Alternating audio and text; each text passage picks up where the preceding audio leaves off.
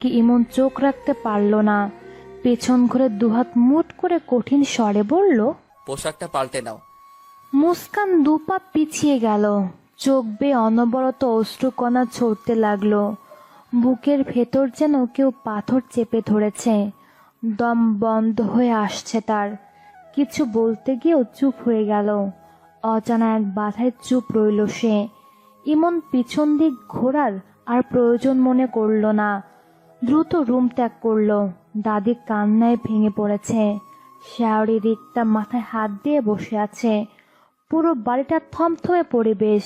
ইকরামুল চৌধুরী তার মাকে বলে গেছেন ইমনকে আরেকবার বোঝাতে, বাচ্চা মেয়ের পিছনে না ছুটে নিজের যোগ্যতার কোনো মেয়েকে যেন বিয়ে করে। শুধু ইমনকে রাজি করাতে বলেছে, বাকিটা সে দেখে নেবে। এ বাড়িতে শোক দিবস পালন হলেও ওই বাড়িতে যেন খুশির ঢেউ উঠে গেল। ইভান বলল, বেশ হয়েছে চাকরির বাচ্চা। চৌধুরী বাড়ির বউ হবি, শখ কত। যে মেয়ের জন্য আমার এত অপমান হয়েছে, এত আঘাত হয়েছে, এই মেয়েকে এই বাড়ির বউ করে চোখে দেখার যন্ত্রণা আর কিছু হতে পারে না। পতিতে পল্লী থেকে উঠে এসে ইমন চৌধুরী রক্ষিতা হয়ে থাকাটা মেনে নেওয়া যায়, অর্ধাঙ্গিনী না। সাজিয়া বেগম হাসলেন। ছেলের মাথায় হাত বুলিয়ে বললেন, বাবা চল খেতে দেই, রাগের মাথায় সকাল থেকে কিছু খাস না। ইয়াশফা বলল, আমি আয়নকে ফোন করে জেনে নিচ্ছি ওদিকে কি খবর। দাদি বললেন, শাওরি, আমি মুস্কানের সাথে একবার কথা বলতে চাই, উপরে নিয়ে চলো আমাকে। রিক্তা বলল, মেয়েটার অবস্থা একদম ভালো না, মেঝেতে বসে কেঁদেই চলেছে। এত বড় সত্যিটা মেনে নিতে পারছে না হয়তো। জানি আজই কেন জানাতে হবে সব, হয় আগে জানাতো নয়তো পরে। এই ইমনটা কি যে করে না।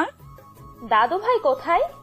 ছাদে আছে, মদের বোতল কয়টা নিয়ে মাতলামো করছে হয়তো। বলেই রিক্তা সোফায় বসলো বিরক্তি মুখ নিয়ে। দাদি এবার এত ভেঙে পড়লো যে তার শরীর খারাপ হয়ে গেল, প্রেশার বেড়ে গেল। শাওরি তাড়াতাড়ি দাদিকে তার রুমে নিয়ে গিয়ে ওষুধ খাইয়ে দিল। দাদি বলল, শাওরি, আমি মুস্কানের সাথে কথা বলতে চাই। আমার বিশ্বাস সব সত্যি জানার পর ও ইমনকে ছাড়ার কথা ভাবতেও পারবে না। ঠিক বলেছেন। আমার মনে হয় ইমন সবটা ঠিকভাবে বুঝিয়ে বলতে পারেনি, সবটা হয়তো বলেওনি। দাদি, আপনার শরীর খারাপ, রাত হয়ে গেছে, আপনি ঘুমান। মুস্কান তো চলে যায়নি, সবটা ওকে বলা যাবে, কাল বলবেন। আপনি আজ রেস্ট নিন, চিন্তা করবেন না। অভ্রর কোলেই সুপ্তি ঘুমিয়ে গেছে। শাওরি গিয়ে সুপ্তিকে নিয়ে শুইয়ে দিল। রিক্তা, শাওরি, সুপ্তি একসাথে শুয়ে পড়ল। অভ্র মুস্কানের রুমের সামনে দাঁড়িয়ে আছে। ভেতরে যাবে কি যাবে না দ্বিধায় আছে সে। না থাক, যাব না, মনের অবস্থা হয়তো ঠিক নেই, একা থাকতে দেওয়াই উচিত। ইয়ানা মুস্কানের রুমের দিকেই আসছিল। অভ্রকে দেখে ভ্রু কুঁচকে বলল, কিরে ভাই, তুই এখানে কেন? তুই কোথায় যাচ্ছিস? দাদি বলল ওর কাছে যেতে, তাই এলাম, ওর সাথেই ঘুমাবো আমি। ও আচ্ছা, তাহলে তুই যা। আমি ভাবলাম মেয়েটাকে সান্ত্বনা দিয়ে আসি, আবার ভাবলাম থাক। ইয়ানা অবাক হয়ে ভাইয়ের দিকে তাকিয়ে রইল। অভ্র মৃদু হেসে চলে গেল। ইয়ানা ভ্রু কুঁচকে রুমে পা বাড়ালো। জড়সড় হয়ে বসে আছে মুস্কান। দৃষ্টি মেঝেতে স্থির রয়েছে তার। এ কি মুস্কান, তুমি এখনো এভাবে বসে আছো? ওঠো, শাড়ি পাল্টাতে হবে তো। মুস্কান কাঁধে হালকা ধাক্কা দিতে হুঁশ ফিরল। ইয়ানার দিকে এক নজর চেয়ে আবার মুখ ফিরিয়ে নিল। ইস, কেঁদে কি অবস্থা করেছো নিজের। বোকা মেয়ে, এভাবে কাঁদছো কেন? যাও, তুমি ফ্রেশ হয়ে আসো, তারপর কি হয়েছে শুনবো আমি। ওঠো। মুস্কান ইয়ানার দিকে তাকালো। ইস, কেঁদে কেঁদে কি অবস্থা করেছো নিজের। এভাবে কেউ কাঁদে? বলেই হাত দিয়ে গাল মুছে দিতে লাগলো। মুস্কানের গলার স্বর বেরোচ্ছে না, তবুও খুব কষ্টের শুধু একটা কথাই বলল, আপু উনি কোথায়? ইয়ানা প্রশ্নটা শুনতে চুপ হয়ে গেল। হাঁটু ভাঁজ করে বসে সে উঠে দাঁড়িয়ে বিছানায় গিয়ে বসল। মুস্কান প্রশ্নবিদ্ধ চোখে চেয়ে রইল। মুস্কানের অসহায় মুখটা দেখে ইয়ানার বড্ড মায়া হলো। তার মুখ দেখে বোঝা যাচ্ছে সে কতটা যন্ত্রণায় ভুগছে, কতটা আহত হয়েছে তার মন। একটা দীর্ঘশ্বাস ছেড়ে বলল, দাদাভাই রোজ রাতে যা করে তাই করছে। ছাদে আছে, কেউ ভয়ে সেখানে আমরা যাইনি। দাদিও অসুস্থ হয়ে পড়েছে, ওষুধ খাইয়ে শায়রি আপু শুইয়ে দিয়েছে। বিয়েটা না ভাঙলেও হতো। দাদাভাই হঠাৎ করে এমন সিদ্ধান্ত কেন নিল? আজকের দিনেই বা কেন? আর তুমিও কিছু বলছো না, এভাবে কান্নাকাটি করছো। ওদিকে দাদা ভাই নিজের ক্ষতি করছে। এভাবে রোজ রোজ নেশা করলে একজন মানুষ কি করে সুস্থ থাকবে? এমন অবস্থায় মানুষ নিজের ক্ষতি করতে দুবারও ভাববে না। জানি না কি হবে, কিচ্ছু জানি না। এই ভাইয়াটাকে নিয়ে দাদি চিন্তা করতে করতে কত রোগ যে বাঁধিয়েছে। যাও একটু সুখের মুখ দেখেছিল, সেটাও শেষ হয়ে গেল। মুস্কান উঠে দাঁড়ালো, ডান হাতের পিঠ দিয়ে চোখের পানি মুছে দরজার দিকে এগিয়ে গেল। ইয়ানা বলল, কোথায় যাচ্ছ? মুস্কান থেমে গেল, পেছন ঘুরে বলল, উনি তো রাতে কিছু খায়নি, আজ তো ওনার ঘুম হবে না। মাথা টিপে না দিলে উনি সারা রাত ছটফট করবে। আমাকে ওনার প্রয়োজন, খুব প্রয়োজন। বলেই ছুটে বেরিয়ে গেল। ইয়ানা অবাক চোখে চেয়ে রইল। মুস্কানের কথাগুলোতে কি যেন ছিল যা তাকে বুঝিয়ে দিল। এই মেয়েটাকে দাদা ভাইয়ের জন্য উপরওয়ালা এখানে পাঠিয়েছে। হোক না একটু দেরি, ক্ষতি কি তাতে? দুটো হৃদয় এক হবেই, আজ হোক কাল হোক। এক বোতল শেষ করে আরেক বোতল হাত দিতে মুস্কান বোতলটা ছিনিয়ে নিল। ইমন ঢুলো ঢুলো চোখে তাকালো। মুস্কান বোতলটা দুহাতে চেপে দাঁড়িয়ে আছে। ইমন পা থেকে মাথা অবধি চোখ বুলিয়ে মুখ ফিরিয়ে নিল, বাঁকা হেসে বলল, এখনো পোশাক পাল্টাওনি? মুস্কান ইমনের কথাটা শুনে ফুপিয়ে কেঁদে উঠল। বোতলটা নিচে রেখে দুপা এগিয়ে গেল। আপনি এখানে কি করছেন? চলুন নিচে চলুন। খেয়েছেন আপনি? ইমন অন্যদিকে তাকিয়েই বলল, নিচে যাও, পোশাক পাল্টে নাও। আপনিও চলুন। আপনার মাথা ব্যথা হচ্ছে তাই না? আমি টিপে দেব মাথা, আপনি নিশ্চিন্তে ঘুমাবেন। চলুন। ইমনের গলার স্বর কঠিন হয়ে এলো, শ্বাস চলছে দ্রুত গতিতে। অন্যদিকে চেয়েই বলল, চলে যাও এখান থেকে। মুস্কান মুখটা ভার করে ইমনের সামনে গিয়ে বসলো। আমি কোথাও যাব না, গেলে আপনাকে নিয়ে যাব, নয়তো সারা রাত এখানেই থাকবো আপনার সাথে। আপনার হাত অন্য কেউ ধরেছে, আপনার বুকে অন্য কেউ মাথা রেখেছে। আমি না হয় সেসব নাই পেলাম, আমি শুধু আপনার পাশে থাকতে চাই। নাই বা হলাম আপনার অর্ধাঙ্গিনী। ইমনের চোখ দুটো যেন দ্বিগুণ লাল হয়ে এলো। অনেক কষ্টে নিজেকে সামলেছে সে, কিন্তু এবার রাগটা যেন কমছেই না। মুস্কান সামনে থাকলে এখন হয়তো অস্বাভাবিক কিছু ঘটে যাবে, তাই সেখান থেকে উঠে মদের বোতলটা নিয়ে ওপাশে চলে গেল। মুস্কানের চোখ দিয়ে পানি পড়েই যাচ্ছে, সে বুঝতে পারছে না এই মুহূর্তে তার ঠিক কি করা উচিত। শুধু তার মন বলছে, তুই যেভাবে ছিলি সেভাবেই না হয় থাক। মানুষটার সেবা করার সুযোগ পেলেই হলো। এ বাড়ির কাজের লোক ছাড়া আর কোনো দ্বিতীয় পরিচয় দরকার নেই। কাজ ভাঙার শব্দে চমকে গেল মুস্কান। শাড়ি ধরে ছুটে গেল ছাদের ওই পাশে, চিৎকার করে বলল, আপনার কি হয়েছে? কাজগুলো টুকরো টুকরো হয়ে পড়ে আছে। ইমন নিচে হাত পা ছড়িয়ে শুয়ে আছে।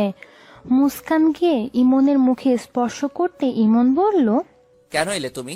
কেন এলে? আমি তো বেশ ভালোই ছিলাম, আমার জীবনটা কেন এলোমেলো করে দিলে? মুস্কান কেঁপে উঠল, ভয়ে ভয়ে বলল, আপনার শরীর খারাপ লাগছে? আপনি নিচে চলুন। ইমন চোখ টেনে মুস্কানের দিকে তাকালো। আমার শরীর খারাপ তুমি ঠিক করতে পারবে, আমার মনের অসুস্থতা তুমি দূর করতে পারবে। কেন এসেছো এখানে? চলে যাও।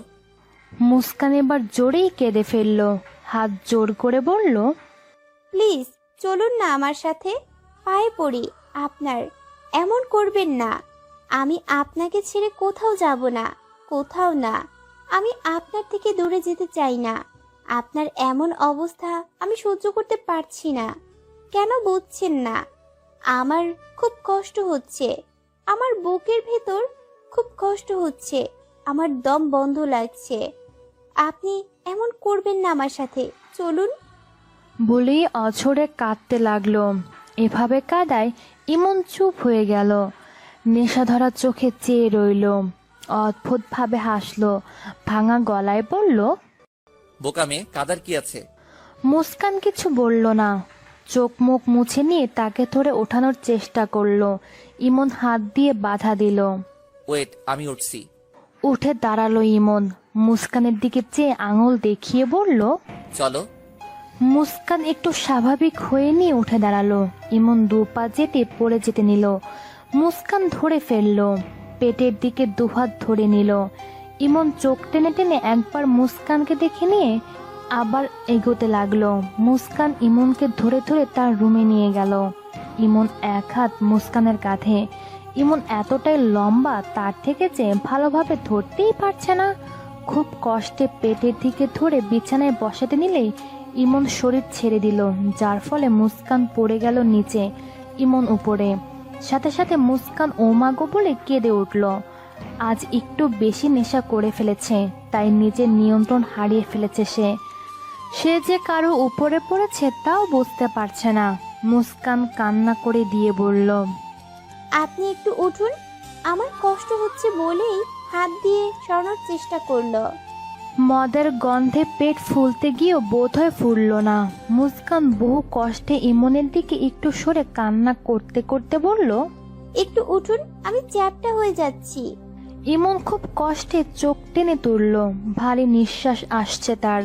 মাথাটা মুস্কানের কাঁধে রেখে বলল, চলে যাও, আমি এখন উঠতে পারবো না।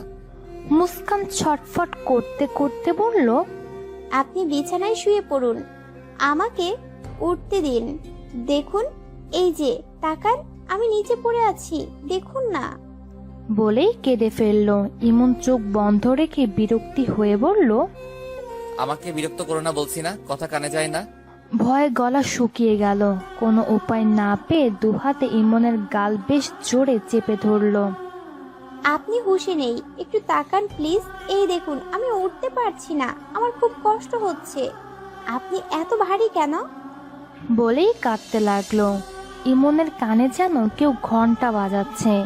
কেউ যেন তার গাল ধরে এমনভাবে চেপে চিৎকার করছে যে তার রাগ হচ্ছে ভীষণ। নেশায় থাকলে সবকিছু বেশি বেশি মনে হয়, অল্প আওয়াজেও বেশি আওয়াজ শোনায়। ইমনেরও ঠিক তাই হলো। বহু কষ্টে চোখ দুটো খুলল। চোখ খুলতেই মুস্কানের মুখটা ভেসে এলো। মুস্কানকে অবাক করে দিয়ে ইমন হেসে ফেলল। মুস্কান মুখটা অসহায় ভঙ্গিতে রেখে বলল, আপনি হাসছেন? পেট ব্যথা হয়ে গেল আমার, উঠুন না। ইমন তার কথা শুনছে কিনা বুঝছে কিনা বোঝা গেল না। সে যে এখন তার জগতে এক ঘরে রয়েছে বেশ বুঝলো মুস্কান। ভয়ে তার হাত পা কাঁপতে শুরু করলো।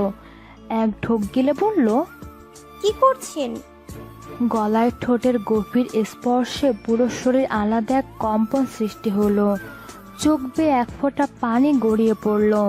হাতটা ইমনের শক্ত হাতের বাঁধনে রয়েছে, পুরো শরীরটাই আবদ্ধ রয়েছে তার। মুগ্ধময়ী, তুই সত্যি আমার কাছে এসেছো? সত্যি এইভাবে আমার ভালোবাসা চাইছো? সত্যি কবে আসবে আমার কাছে? আমি যে অপেক্ষায় আছি। মুস্কান চমকে উঠল, মাথাটা তার ঘুরে এলো। মুগ্ধময়ীকে? উনি যার কথা বলছিল সেই? তার মানে উনি হুঁশে নেই, উনি অন্য কাউকে ভেবে এমন করছে? বুক ফেটে কান্না এলো মুস্কানের। সর্বশক্তি দিয়ে ইমনকে ধাক্কাতে শুরু করলো। পাগলের মতো ছটফট করছে সে। ইমন মুস্কানের 2 হাত বিছানায় চেপে রাগে চোখে তাকালো। মুখের কাছে মুখ নিয়ে ভয়ঙ্কর কণ্ঠে বলল, আমার মুগ্ধময়ী এমন ছটফট করে না। আমার মুগ্ধময়ী আমার সাথে এমন বেয়াদবি করার সাহস কখনো দেখায় না। তুই কে এত রাতে আমার কাছে এসেছিস? এত বড় সাহস তোর? বলেই গাল দুটো চেপে ধরল। মুস্কান ব্যথায় কান্না করে দিল। বুকের ভিতর এক চাপা আর্তনাদ হলো। আপনার মুগ্ধময়ী খুব ভাগ্যবান, নেশার ঘড়ি তাকে ভুলে যাননি, অথচ আমাকে ঠিকই ভুলে গেছেন। আপনি আমাকে ছাড়ুন, আমি মুস্কান, চিনতে পারছেন না আমায়? আমি আপনাকে রুমে দিতে এসেছি, শুধু বিশ্বাস করুন। ইমন চোখ টেনে গভীরভাবে চেয়ে রইল। গাল ছেড়ে বুক উঠিয়ে মুস্কানের দিকে এক নজর চোখ বুলালো। মুস্কান যেন হাঁপ ছেড়ে বাজলো। তাড়াতাড়ি উঠতে নিতে ইমন মুস্কানের এক টানে নিজের কাছে নিয়ে এলো। এক হাতে জড়িয়ে আরেক হাতে গালে স্পর্শ করলো। মুস্কান ড্যাব ড্যাব করে চেয়ে রইল। ইমন 2 আঙুলে গালটা চেপে বলল, কোথায় যাচ্ছ? আজকে কোথাও যেতে দেব না। বলেই বুড়ো আঙুল দিয়ে ঠোঁট স্পর্শ করলো। মুস্কান চমকে উঠল। ইমনের ভাবসাব তার ভালো ঠেকছে না, কান্না করে দিল আবারও। ও আল্লাহ, এসব কি হচ্ছে? উনি এমনটা কেন করছে আজ? মুস্কানের ভাবনায় ছেদ পড়ল। ইমনের নাক তার নাকে স্পর্শ হতেই ধীরে ধীরে ঠোঁট এগোচ্ছে ইমন। মুস্কান নিজেকে সরাতে চেয়েও পারল না, শক্ত করে বিট চেপে ধরে আছে ইমন। মুস্কানের চোখ দিয়ে শুধু পানি ঝরছে, এছাড়া তার আর কিছু করার নেই। শরীরটা অবশ্য এসেছে তার, শুধু হালকা নড়ল একবার। ইমন মুস্কানকে জড়িয়ে বিছানায় শুয়ে পড়ল।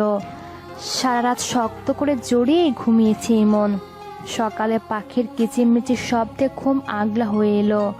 চোখ দুটো বেশ লেগে আছে। টেনে চোখ তুলতেই বুঝতে পারলো তার সাথে কেউ আষ্টে পিষ্টে জড়িয়ে আছে, শাড়িতে হাত লেগে আছে। চোখ খুলতে মুস্কানকে দেখে ভরকে গেল। মুস্কানের গলার কাছে তার মুখ, হাত দিয়ে তাকে দিয়ে নিজের সাথে চেপে ধরে আছে বুঝেই ছেড়ে দিল। How this possible? ও এখানে কেন? ইমন নিজের দিকে চেয়ে দেখলো পাঞ্জাবি পরাই আছে, কিন্তু বেশ এলোমেলো। মদের গন্ধ বেশ পাচ্ছে। রাতের সব ঘটনা মনে পড়ে গেল, কিন্তু মুস্কানের এখানে আসাটা মনে করতেই পারল না। ছাদে ছিল ও। আমি রেগে চলে যাই। তারপর মুস্কানের ঘুমন্ত মুখের দিকে তাকালো। ঠোঁটজোড়া রক্ত জমাট বেঁধে আছে দেখে বেশ চমকে গেল, রেগে গেল ভীষণ। মুস্কান বলে এক চিৎকার দিল। মুস্কান ভয়ে ধরফড়িয়ে উঠল। ইমনের রাগী লোক, রাতের ঘটনা, সবকিছু মিলিয়ে ইমনের দিকে চেয়ে ডুক করে কেঁদে উঠল। যা দেখে ইমনের রাগ দ্বিগুণ বেড়ে গেল। দু কাঁধে শক্ত করে চেপে বলল, কাঁদছো কেন? কি হয়েছে? মুস্কান আরো জোরে কেঁদে ফেলল। গলায় চোখ পড়তেই গোল হওয়া জখম দাগটা স্পষ্ট দেখতে পেল। মুস্কানকে ছেড়ে মাথার চুল খামচে ধরল। ও গড, এসব কি? বলেই আবারও মুস্কানের কাঁধে চেপে ধরল। মুস্কান, টেল মি, কি হয়েছে বলো আমাকে। মুস্কান কেঁদেই যাচ্ছে। ইমন রাগটা নিয়ন্ত্রণে রাখতে পারছে না, চিৎকার করে বলল, আমি বলছি তো, কি হয়েছে বলো আমায়। কেন কথা শুনলে না? বারবার বলেছিলাম চলে যাও চলে যাও, কেন শুনলে না? বলেই মুস্কানকে নিজের কাছে নিয়ে এলো। দুগালে ধরে শান্ত গলায় বলল, মুস্কান, তুমি ভয় পেয়েছো। কি হয়েছে আমাকে বলো। আমি কি করেছি? কোনো ভয় নেই। চুলগুলো মুখ থেকে সরিয়ে কানে গুজে কপালে চুমু খেয়ে বলল, কি হয়েছে বলো আমায়। মুস্কান এবার একটু শান্ত হলো। কান্নাটা খানিক কমেছে তার। ভয়ে ভয়ে সবটা বলল। সব শুনে ইমন স্বস্তির একটা শ্বাস ছেড়ে মুস্কানকে ছেড়ে দিল। মুস্কান একটু পিছিয়ে গেল। ইমন বিছানা ছেড়ে উঠে দাঁড়ালো। রুমে গিয়ে পোশাকটা পাল্টে নাও মুস্কান।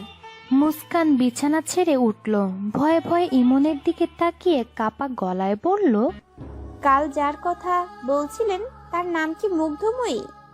ইমন হকচকিয়ে গেল। মুস্কানের মুখের দিকে তাকালো। মুস্কান ইমনকে এক নজর দেখে ছুটে বেরিয়ে গেল। ইমন অবাক হয়ে চেয়ে রইল। তোয়ালেটা নিয়ে বাথরুম ঢুকতে গিয়েও পিছন ঘুরল মুস্কান। প্রশ্নটা কানে বাজতে লাগলো। বুকের ভেতর কেমন ভালো লাগায় ছেয়ে গেল। বাঁকা হেসে বলল, নিজেকে নিজেই চিনতে পারছো না, বোকা মেয়ে ভেবে বাথরুমে ঢুকে গেল। দাদি সিদ্ধান্ত নিয়েছে মুস্কানকে অতীতের ঘটে যাওয়া সব সত্য আজ জানাবে। ইমন কখন বেরিয়ে যায় সে অপেক্ষায় আছে সে। মুস্কান কাপড় পাল্টে ফ্রেশ হয়ে বেরিয়ে এলো। ইয়ানা বলল, তোমার এখানে কি হয়েছে? মুস্কান ইয়ানার দিকে তাকালো। ইয়ানা ইশারায় তার ঠোঁটের দিকে। মুস্কান ভয়ে ভয়ে বলল, একটু লেগেছে আর কি। ইয়ানা ভ্রু কুচকে চেয়ে রইল। মুস্কান বলল, আমি নিচে যাই কেমন? বলেই দ্রুত রুম থেকে বেরিয়ে গেল। রুম থেকে বেরোতেই দেখতে পেল ইমন হনহন করে সিঁড়ি দিয়ে নেমে যাচ্ছে, ফুল ড্রেস আপ পরা। মুস্কান দ্রুত নিচে নেমে এলো। ইমন তখন দরজার বাইরে এক পা দিয়েছে। আপনি খেয়ে যাবেন না? ইমন পিছন ঘুরে ব্যস্ত গলায় বলল, কাজ আছে আমার। বুক ফেটে কান্না এলো। 2 ফোঁটা পানিও গড়িয়ে পড়ল। প্রতিদিনের নিয়ম একদিনেই কেমন পাল্টে গেল। কষ্ট হচ্ছে, ভীষণ কষ্ট হচ্ছে আমার। সহ্য করতে পারছি না আমি। দাদির ডাকে পেছন ঘুরল মুস্কান। 28 বছর আগের কথা। ইমন তখন 2 বছরের। ইমনের 1 বছর বয়স থেকেই ইরিনা কেমন পাল্টে যায়, অস্বাভাবিক আচরণ করে, ইমনকে নিজের কাছে রাখতো না, আমার কাছে দিয়ে সারা দিন নিজের মতো থাকতো। কখনো এমন হয়েছে যে আমার কাছে রেখে হ্যালো বন্ধুরা, পরবর্তী পার্ট খুব তাড়াতাড়ি আসবে, তো সবাই অপেক্ষায় থাকো।